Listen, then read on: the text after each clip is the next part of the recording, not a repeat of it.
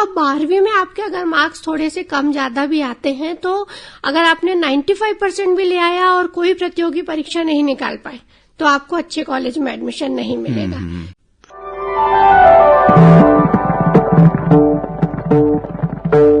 साथियों नमस्कार। दलीस कार्यक्रम में आज हमारा विषय है परिणामों के साये में उम्मीदों का सवेरा, और इस विषय पर बातचीत करने के लिए आज हमारे साथ हैं मनोवैज्ञानिक और करियर काउंसलर डॉक्टर वर्षा वरवंडकर मैडम। तो आपका बहुत बहुत स्वागत है हमारे स्टूडियो में। धन्यवाद सर। हर जगह कोई ना कोई प्रतियोगी परीक्षा शुरू हो गई है। इंजीनियरिंग के लिए जेईई है, मेडिकल के लिए नीट है, लॉ के लिए क्लैट है, आप अगर एग्रीकल्चर में जा रहे हैं तो प्री एग्रीकल्चर टेस्ट देना है, डिजाइन के लिए एनआईडी देना है, एनआईएफडी देना है, सीजीपीटी देना है। मतलब स्थानीय कॉलेज के अलावा अगर आप कोई भी नेशनल लेवल के कॉलेजेस में जाना चाहते हैं, इवन पहले दिल्ली यूनिवर्सिटी का कट ऑफ बहुत ज्यादा होता था तो वहां के लिए भी सीयूईटी हो गई है। तो अब 12वीं में आपके अगर मार्क्स थोड़े से कम ज्यादा भी आते हैं तो अगर आपने 95% भी ले आया और कोई प्रतियोगी परीक्षा नहीं निकाल पाए तो आपको अच्छे कॉलेज में एडमिशन नहीं मिलेगा। तो ये एक सिर्फ कैरियर की गाड़ी में घुसने के लिए एक आपकी बेसिक टिकट है और उसके साथ साथ आपको अपग्रेड करना पड़ेगा अपने कॉम्पिटिटिव एग्जाम्स में। जी, बहुत अच्छा आपने बताया मैडम। और ये उच्च शिक्षा की हम अभी बात कर रहे थे, आपने उसके बारे में बताया। लेकिन अगर हम नींव की बात करें, बच्चों की पढ़ाई जब शुरू होती है, उसकी नींव जब पड़ती है तो वो 3 स्तरों से होकर गुजरती है। पहला तो बालक या बालिका, दूसरे होते हैं शिक्षक और तीसरे अभिभावक। इन तीनों के बिना पढ़ाई या परिणाम संभव ही नहीं है। तो इन तीनों में सामंजस्य किस तरह से बैठाया जाए? देखिए, जो आपने जो बहुत अच्छी बात बताई ना कि जो हम एजुकेशन की पिरामिड की बात करते हैं कि स्टूडेंट सेंटर्ड एजुकेशन में स्कूल की भी उतनी भूमिका है, स्कूल में टीचर्स हैं और माता पिता हैं और रिश्तेदार भी हैं।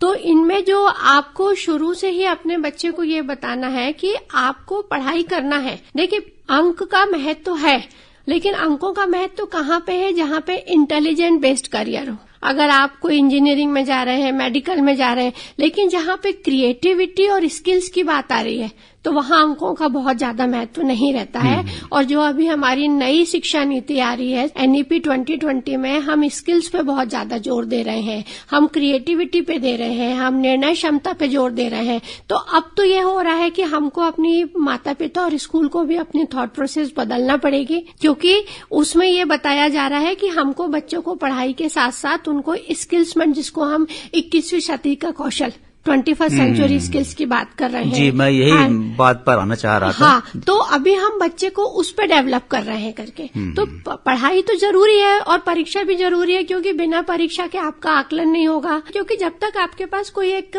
स्केल नहीं हो नापने का ना, तो आप आगे नहीं बढ़ सकते। वो ठीक है, पर वो स्केल ही आपका आकलन करने का अंतिम अस्त्र नहीं है। कई बार ऐसा होता है कि बच्चा साल भर बहुत अच्छी पढ़ाई करता है, लेकिन वो उन 3 घंटों में कई बार उसकी तबीयत खराब हो जाती है, कोई ऐसी परिस्थिति हो जाती है कि वो परफॉर्म नहीं कर पाता है। तो प्लीज बच्चे का आकलन आप अंकों के हिसाब से मत करिए। अगर आपका बच्चा होशियार है, अगर उस समय उसको अच्छे मार्क्स नहीं आ पाए तो कुछ डेस्टिनी ने, कुछ भाग्य ने कुछ उसके लिए और कुछ लिखा होगा। बिल्कुल। पर उस समय आप उम्मीद बनाए रखिए।